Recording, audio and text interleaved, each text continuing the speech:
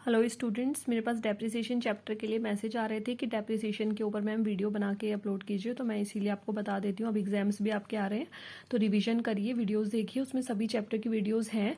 और मैं बहुत जल्द 12th क्लास की भी वीडियोस अपलोड करने वाली हूँ चैप्टर वाइज, लेकिन स्टार्ट में पार्टनरशिप से ही करूँगी। पार्टनरशिप की मैंने थोड़ा सा उसमें बेसिक डाला हुआ है, लेकिन प्रॉपर अब मैं 1 आवर की वीडियो जिसमें कि कंप्लीट चैप्टर हो जाए, मतलब 1 आवर या 2 आवर्स की डालूंगी, जिसमें कि आपका 1 चैप्टर हर चैप्टर जो है एक ही वीडियो में कंप्लीट हो। मैं ट्राई करूँगी ऐसा करने की। मोबाइल में उतना स्पेस भी होना चाहिए, बट नहीं भी होता है तो मैं स्मॉल स्मॉल क्लिप्स बना के भी कर सकती हूँ। तो यहाँ पर देखिए डेप्रिसिएशन का क्या मीनिंग होता है। डेप्रिसिएशन के क्वेश्चंस फिर हम करेंगे न्यूमेरिकल, इतना टफ नहीं है। अगर आपको लेजर बनाना आता है, मशीनरी अकाउंट भी वैसे ही बनेगा। और डेप्रिसिएशन निकालने की जो कैलकुलेशन होती है बहुत ही सिंपल है। इसके जो मेथड होते हैं वो भी मैं आपको अलग अलग वीडियोस में बताऊंगी, जैसे स्ट्रेट लाइन मेथड हो गया या रिटन डाउन वैल्यू मेथड हो गया। तो अभी पहले आप डेप्रिसिएशन की मीनिंग समझो, डेप्रिसिएशन होता क्या है। देखो, हर एक बिजनेस में क्या होता है कि फिक्स्ड एसेट्स की नीड होती है बिजनेस को चलाने के लिए। अगर बिजनेस में एसेट्स नहीं होंगी, जैसे मशीनरी वगैरह नहीं होगी, लैंड एंड बिल्डिंग नहीं होगी, व्हीकल्स या फर्नीचर या ऑफिस इक्विपमेंट्स नहीं होंगे, तो वहां पर काम कैसे चलेगा, ऑपरेशन कैसे बिजनेस के चलेंगे। तो बिजनेस के जो ऑपरेशन होते हैं, काम होते हैं, उनको चलाने के लिए फिक्स्ड एसेट्स की जरूरत होती है। ठीक है, तो फिक्स्ड एसेट्स जो होता है उसमें जो कमी आती है टाइम के साथ साथ या उसकी यूज के साथ साथ, तो वो कांस्टेंट यूज या एक्सपायरी ऑफ टाइम, उसी से क्या होता है, वैल्यू कम होती है फिक्स्ड एसेट्स की।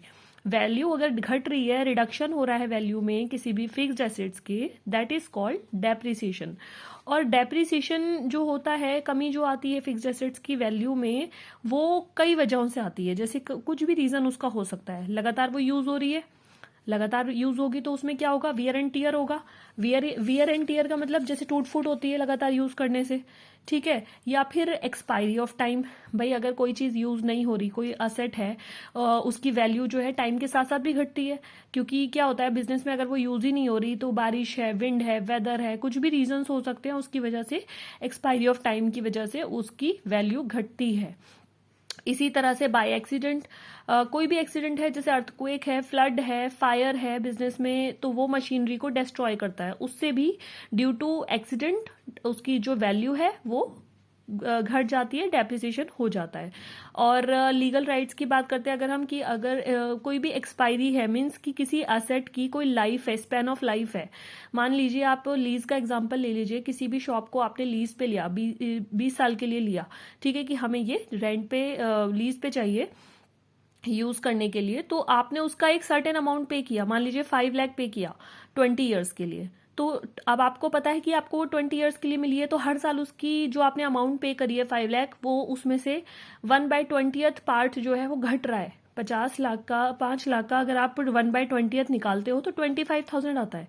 ठीक है, तो अगर 5 लाख मैं 5 लाख पे लीज पे 20 ईयर्स के लिए ले रही हूँ, तो उसका हर साल 1/20th जो है वो पार्ट घट रहा है। तो अगर आप इसे कैलकुलेट करते हो तो वो 25,000 आएगा। ठीक है, करके देख लो आप।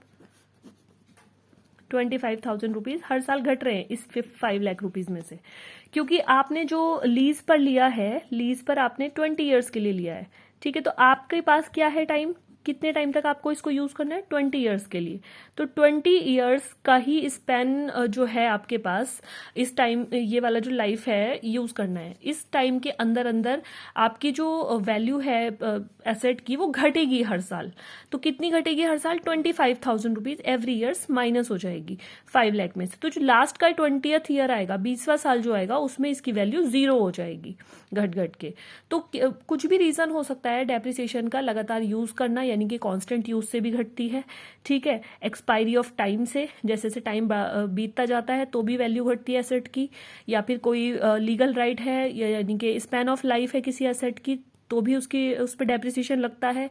कोई एक्सीडेंट होता है किसी भी नेचुरल वे में, लाइक अर्थक्वेक या फ्लड से, या फिर कोई भी फायर हो जाता है इसमें बिजनेस में, तो उसकी वजह से भी। या फिर ऑब्सोलेसेंस की वजह से, लाइक अगर कोई भी इन्वेंशन हुआ है बिजनेस में, या नॉर्मली कोई नई चीज आ रही है मार्केट के अंदर, कोई न्यू टेक्निक आ रही है, तो पुरानी वाली जो है वो तो बेकारी हो जाएगी, उसको तो डिस्कार्ड ही करना पड़ेगा, वो किसी काम की नहीं होगी। राइट, अगर कोई, जैसे जैसे आप देखते हो कि हाँ मोबाइल है 5G, पहले 3G चल रहा था, फिर 4G आया, तो अब 3G को कोई नहीं पूछता, 5G आ रहा है, 4G खत्म। तो वो चीज़ है, जैसे जैसे मार्केट में न्यू टेक्निक्स आती हैं, तो पुरानी वाली जो है वो उसको डिस्कार्ड ऑलरेडी किया जाता है उसको फिर वो किसी काम की नहीं रहती, डेप्रिसिएशन लग जाता है उस पर, ठीक है, वैल्यू खत्म हो जाती है उसकी। तो अब हम क्वेश्चन देखेंगे इसका। मैंने पहले भी इसके क्वेश्चन अपलोड किए थे न्यूमेरिकल, और आप उसको थोड़ा देख लेना। अभी मैं एक और न्यूमेरिकल आपको करा रही हूँ। On 1 April 2015 Ashoka limited purchased machinery costing 5 lakh. किस डेट को लिया है? 1 अप्रैल। 1 अप्रैल 2015 में एक मशीनरी परचेज की गई 5 लाख रुपीज की, ठीक है, ये डेट है और ये अमाउंट हो गई, मशीनरी खरीदी गई। और इस पे जो है जीएसटी, आईजीएसटी भी लगा है @12%। अब आईजीएसटी का मैं आपको बता देती हूँ कि आईजीएसटी का डेप्रिसिएशन में कोई यूज नहीं है।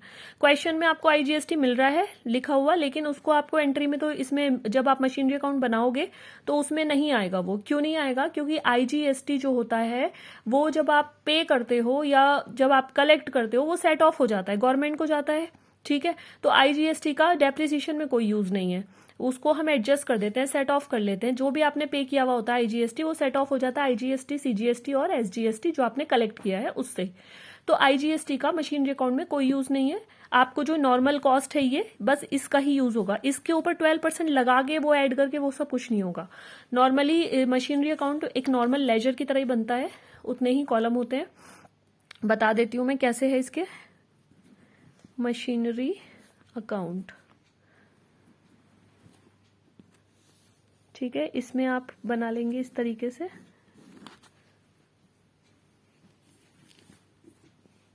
डेट,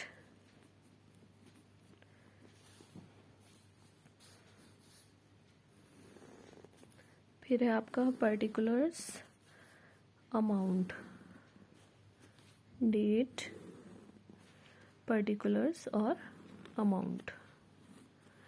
अब आपका यहाँ पर, हाँ, मशीनरी की, जब आप कोई मशीनरी खरीदते हो तो इसकी एंट्री क्या बनती है? Machinery account debit to bank account, ठीक है। आपने जनरल एंट्रीज पढ़ी है, मैंने आपको बताया था debit what comes in, credit what goes out. जो भी चीज बिजनेस में आएगी उसको हम डेबिट करेंगे। मशीनरी खरीद के ला रहे हो तो बिजनेस में मशीनरी आ रही है, ठीक है। चेक से पेमेंट हो रही है तो बैंक का नाम आ जाएगा। Machinery account debit to bank account, और मशीनरी है बड़ी बड़ी पेमेंट्स वो चेक से ही होती हैं, कैश में नहीं होती हैं बिजनेस में। तो यहाँ पर जो मशीनरी अकाउंट बनाएंगे बैंक का ही नाम आएगा उसमें। जर्नल एंट्री इस तरीके से बनेगी, रूल लगेगा debit what comes in, credit what goes out.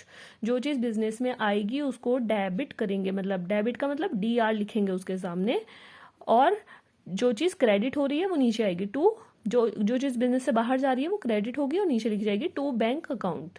अब इसको हमें लेजर में कैसे पोस्टिंग करनी है? लेजर का मतलब मशीनरी अकाउंट। मशीनरी का जो लेजर है वो कैसे बनेगा? जैसे बाकी लेजर हमने बनाए थे उसी तरीके से पोस्टिंग होगी। मशीनरी अकाउंट का लेजर बनना है तो मशीनरी अकाउंट के डेबिट साइड में टू बैंक अकाउंट लिख दो आप। मशीनरी अकाउंट डेबिट है ना, तो मशीनरी अकाउंट का डेबिट साइड कौन सा है? ये है, और क्रेडिट साइड ये है। तो डेबिट साइड में आपको लिखना है टू बैंक अकाउंट 5 लाख, क्योंकि 5 लाख की खरीदी है। अब नेक्स्ट है इसमें कि 1 जुलाई 2018 हमने खरीदी कब थी? 1 अप्रैल को।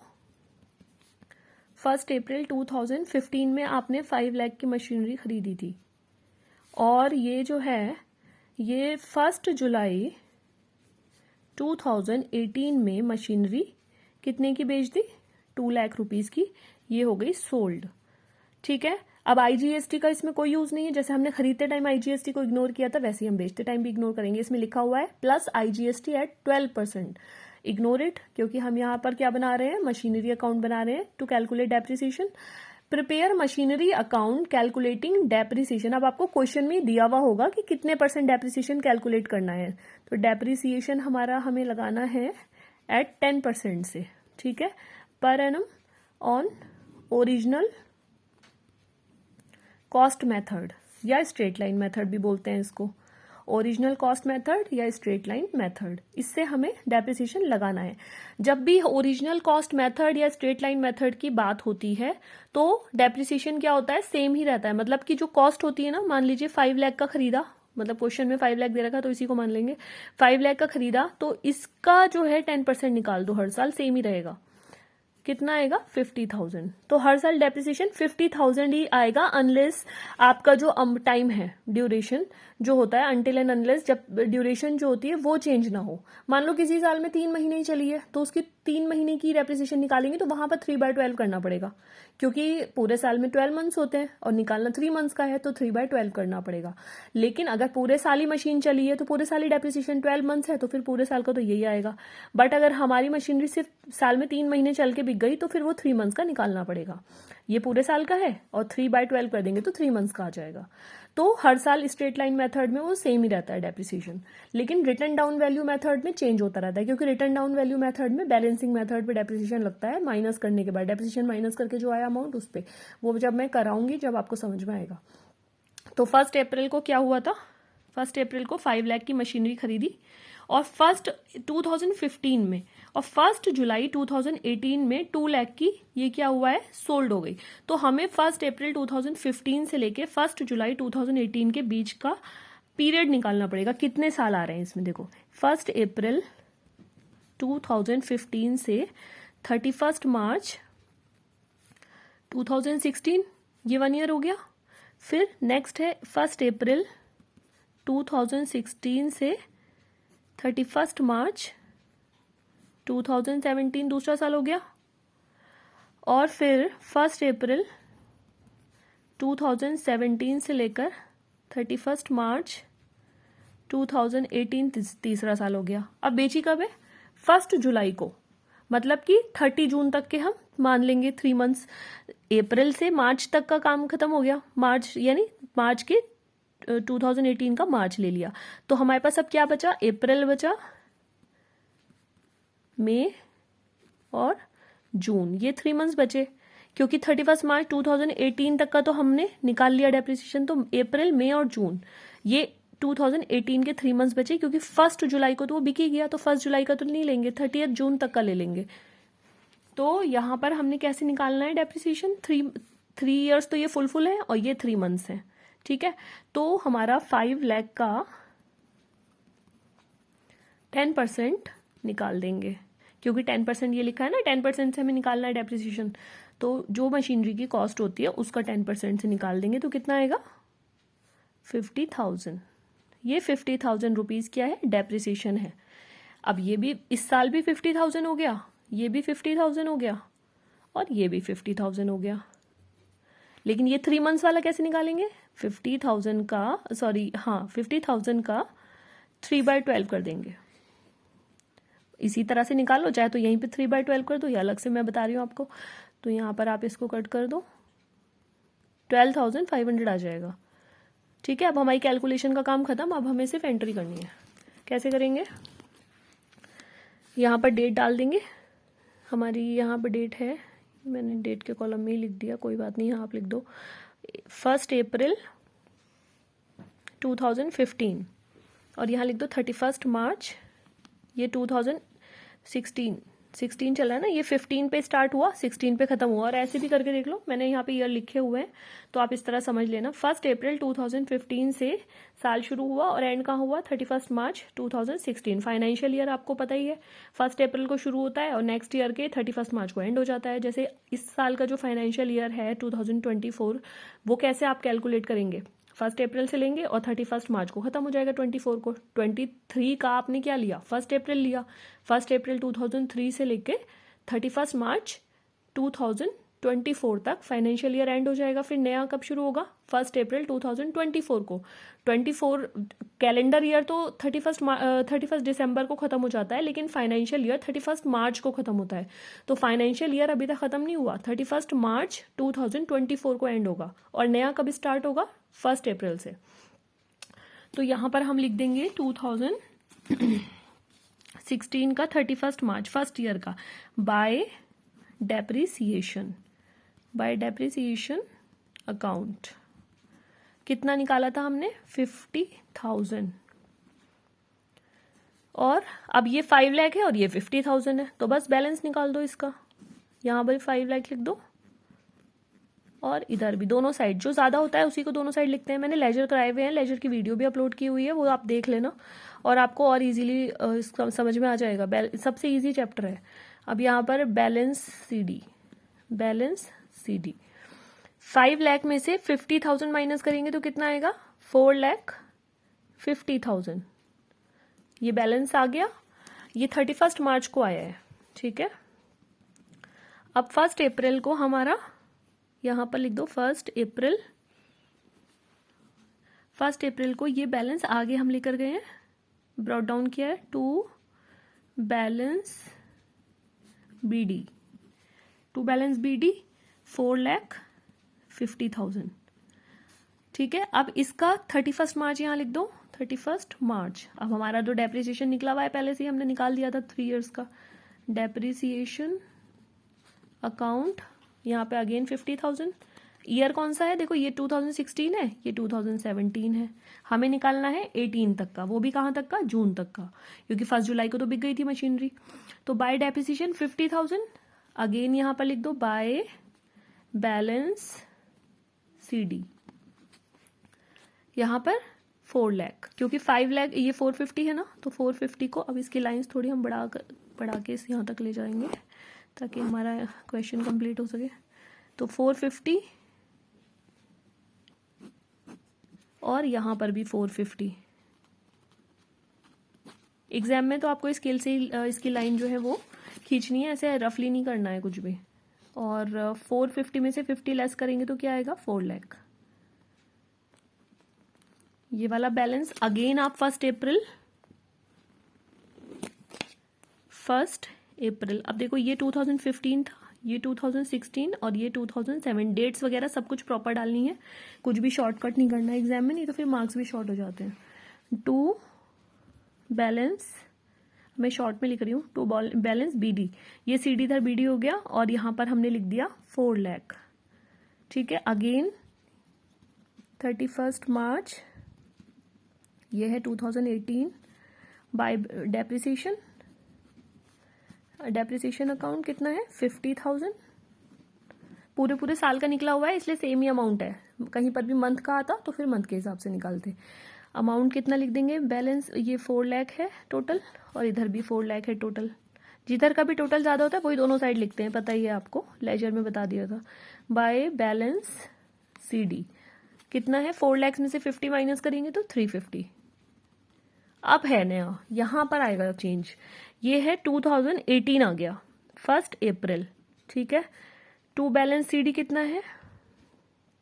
सॉरी, टू बैलेंस BD, ये CD वाला इधर BD हो गया नए साल में, तो 3,50,000। अब मशीनरी की वैल्यू देखो, पहले साल में 5 लाख थी, पहले साल में कितनी थी? 5 लाख थी, घटी 50,000 से तो 4,50,000 रह गई। अब यहाँ पर फिर नए साल में 4,50,000 के बाद पूरे साल मशीन चली, 50,000 की कमी फिर आई, अब वैल्यू रह गई 4 लाख की। 2017 में जो मशीन है वो 4 लाख की रह गई। अब 4 लाख पूरे साल मशीन चली और इसकी वैल्यू कम हो गई 50,000 से, तो अब मशीन की वैल्यू रह गई 3,50,000, 3.5 लाख। अब ये 2018 में जाके मशीन जो है 3.5 लाख रुपए की रह गई वैल्यू इसकी।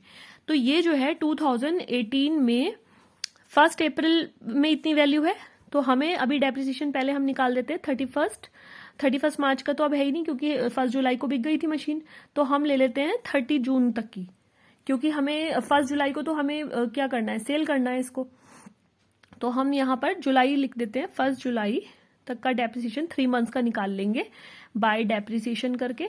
बाय डेप्रिसिएशन जो हमने निकाला था 12,500 का, ये देखो 5 लाख का 10% से 3 मंथ्स का 12,500 हमने निकाला था, वो यहाँ पर हम लिख देंगे बाय डेप्रिसिएशन 12,500, ठीक है। और बाय बैंक, अब देखो बैंक क्यों लिखा हमने यहाँ पे? सेल करते हैं कोई चीज को, कोई भी चीज हमने सेल की है तो हमारे पास क्या है? पैसा आएगा, तो bank account debit to machinery account. Machinery account के ये नीचे का क्रेडिट साइड होता है, तो मशीनरी अकाउंट के क्रेडिट साइड में बाय बैंक। अगर हम बैंक का लेजर बनाते तो हम ऐसे पढ़ते हैं, बैंक अकाउंट के डेबिट साइड में टू मशीनरी, लेकिन बैंक का लेजर तो नहीं बना रहे, जिसका लेजर बना रहे हैं उसी तरफ से रीड करेंगे। तो हम मशीनरी का लेजर बनाए तो मशीनरी को रीड करो, मशीनरी नीचे लिखी है क्रेडिट साइड में, तो मशीनरी क्रेडिट साइड में लिखी है ना, तो क्रेडिट साइड में ही बैंक लिख दो। जिसका लेजर बनाते हो उसका नाम अंदर नहीं आता, अंदर जो नाम आता है वो दूसरे वाले अकाउंट का आता है। तो मशीनरी का लेजर बन रहा है तो मशीनरी के लेजर में मशीनरी का नाम नहीं आएगा, मशीनरी के लेजर में बैंक का नाम आएगा। और साइड कौन सी लेंगे, जिस तरफ वो जिसका लेजर बन रहा है, मशीनरी का लेजर बन रहा है तो मशीनरी जिस साइड की तरफ है उसी साइड में इसको लिख दो। तो मशीनरी अकाउंट जो है क्रेडिट साइड में लिखा हुआ है, तो इसी मशीनरी अकाउंट का क्रेडिट साइड लेंगे, ये लिखा क्रेडिट साइड, और इसमें लिख देंगे बाय बैंक। तो बाय बैंक कितना है, 2 लाख की बेची है, लिखा है यहाँ 1 जुलाई को 2018 में 2 लाख रुपीज की ये वाली मशीनरी हमने बेच दी। तो ये मशीनरी 3,50,000 की थी और बेची कितने की है, 2 लाख की। ठीक है, 3.5 लाख की वैल्यू रह गई थी ना घट घट के, हर साल घटी है, डेप्रिसिएशन लगा उस पर, कितना कितना डेप्रिसिएशन, मतलब कितनी कितनी कमी आई थी हर साल, पहले साल इतनी कमी आई, फिर दूसरे साल इतनी आई, फिर तीसरे साल इतनी आई, और घटने के बाद वो मशीनरी 3.5 लाख रुपए की रह गई, जो कि और 3 महीना चली 2018 में भी, 1 जुलाई तक। वो चलने के बाद 12,500 का जो डेप्रिसिएशन था वो भी हमने लिख दिया, और कितने की बिकी वो भी हमने लिख दिया। अब हमें यहाँ पर निकालना है बाय, जो भी हमारा, अगर हमारा प्रॉफिट आएगा तो हमें इस तरफ लिखना है, और लॉस आएगा तो इस तरफ लिखना है। ठीक है, तो हमारी मशीनरी 3.5 लाख की थी, अगर 3.5 लाख की चीज कोई 4 लाख में बिकती तो हमें प्रॉफिट होता, लेकिन यहाँ पे क्या हुआ है, लॉस हुआ है, क्योंकि जितने की चीज थी उससे कम में बिकी है। 3.5 लाख की चीज थी, वो बिकी कितने में है, 2 लाख रुपीज में। ठीक है, तो वहां पर हमारा लॉस हुआ है, लेकिन लॉस कितने का हुआ है, अब देखो 3,50,000 था, 3,50,000 था, जिसमें से हमारी जो डेप्रिसिएशन था 12,500 माइनस कर दो। ठीक है, और माइनस कर दो 2 लाख, कितना है, ये वाला, इसमें से पहले आप माइनस करो, कितना आएगा, 350 में से 12,500, 3,37,000। अब 3,37,500 हमारा ये जो है एक्चुअल कॉस्ट आई मशीनरी की, कि मशीन इस वैल्यू की रह गई थी, 3 महीने और चलने के बाद मशीन की एक्चुअल वैल्यू ये रह गई थी। ठीक है, जिसमें से 2 लाख रुपीज हमें मिल गए, 2 लाख तो हमें मिल गए ना बेचने के बाद, तो हमें कितना नहीं मिला, 1,37,500 हमें नहीं मिला, जो कि हमारा लॉस हो गया। तो यहां पर लिख दो by loss on sale of machinery account, मैंने शॉर्ट में लिख दिया, आप पूरा लिखना। ठीक है, तो ये आ जाएगा यहाँ पर 1,37,500, और टोटल कितना आएगा इसका, 3,50,000, इधर का ही है ना, 3,50,000 ज्यादा, और इधर भी 3,50,000। ये मैं यहाँ को छोटा छोटा लिख देती हूँ, इतना तो अब आपको पता चल ही गया, पूरा साल एंड हो गया पढ़ते पढ़ते अकाउंट्स की, कहाँ पे बैलेंस लिखना है, कहाँ पर टोटल लगाना है। तो ये हमारा है मशीनरी अकाउंट। तो डेप्रिसिएशन जो है ये किस मेथड से करा है हमने, स्ट्रेट लाइन मेथड से किया है, या फिर इसको आप बोल सकते हो ओरिजिनल कॉस्ट मेथड, जिसके अंदर हमारा एक फिक्स परसेंटेज से जो मशीनरी की कॉस्ट है उस पर डेप्रिसिएशन कैलकुलेट होता है, और बैलेंसिंग मेथड जो होता है, जो रिटन डाउन वैल्यू मेथड होता है, वो दूसरा होता है, उसमें हम बैलेंस पे लगाते हैं, बैलेंस मतलब जो ये निकलता है CD इसके ऊपर लगाते हैं डेप्रिसिएशन। लेकिन हर बार जो written down straight line method होता है या ओरिजिनल कॉस्ट मेथड होता है, इसमें जो डेप्रिसिएशन होता है वो सेम ही रहता है, फिक्स रहता है, क्योंकि उसमें कुछ चेंजेस ही नहीं है, फिक्स है, वो स्ट्रेट लाइन चल रहा है। ठीक है, जैसे आपने यहाँ निकाला 50,000 50,000 50,000, हर साल सेम ही वैल्यू आ रही है, लेकिन यहाँ पर क्यों चेंज हुआ था, क्योंकि हम मंथ्स के हिसाब से निकाला था, बट अदरवाइज वो सेम ही है।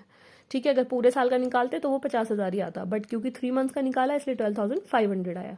तो भाई 5 लाख की मशीन थी और घट घट के उसकी वैल्यू कितनी कम रह गई, और बाद में वो बिकी भी तो लॉस में। तो डेप्रिसिएशन होता क्या है, फिक्स्ड एसेट्स की कमी, वही डेप्रिसिएशन है। वैल्यू इन रिडक्शन जो हो रही है वो किस में हो रही है, वैल्यू में हो रही है। किसी भी असेट, किसी भी फिक्स एसेट्स की जब वैल्यू कम होती है वही उसका डेप्रिसिएशन है, उसी को हम इंग्लिश में बोल रहे हैं डेप्रिसिएशन। वैल्यू कम हो रही है, उसकी जो प्राइस है कह लो, कॉस्ट है, वो घट रहा है। ठीक है, चाहे वो यूज की वजह से घट रहा है या टाइम के खत्म होने की वजह से घट रहा है या किसी एक्सपायरी की वजह से घट रहा है। ठीक है, वैल्यू खत्म हो रही है, वही डेप्रिसिएशन है। उसको हम कैसे कैलकुलेट करते हैं, इस तरीके से अलग अलग मेथड से कैलकुलेट करते हैं। उसकी कैलकुलेशन भी मैंने आपको बता दी। और मशीनरी अकाउंट में किस तरीके से कॉलम बने हैं, ये हो गया date, particulars, amount, date, particulars, amount. ये हो गई डेबिट साइड और ये हो गई credit side. Journal entry machinery account की क्या बनी है, मशीनरी खरीद रहे हैं ना, तो machinery account debit to bank account, जैसे हमने वहां पे जर्नल एंट्रीज की थी फर्स्ट चैप्टर में। तो हम कोई भी चीज खरीद के ला रहे थे बिजनेस में, चाहे फर्नीचर खरीद रहे थे या कुछ भी खरीद के ला रहे थे, तो वो डेबिट हो रहा था खरीदने वाली चीज, क्योंकि जो चीज बिजनेस में आती है वो डेबिट होती है। और जो चीज हमारे पास से जा रही थी, कैश जा रहा था हमारे पास से, तो वो क्रेडिट हो रहा था। तो मशीनरी टू कैश कर रहे थे हम, यहाँ बैंक करेंगे। यहाँ पर मशीनरी डेप्रिसिएशन के चैप्टर में, क्योंकि हमें पेमेंट्स जो होती है वो चेक के थ्रू होती है, तो हम बैंक का यूज करते हैं। तो machinery account debit to bank account, तो यहाँ पर हमें बैंक शो करना है। तो मशीनरी अकाउंट के डेबिट साइड में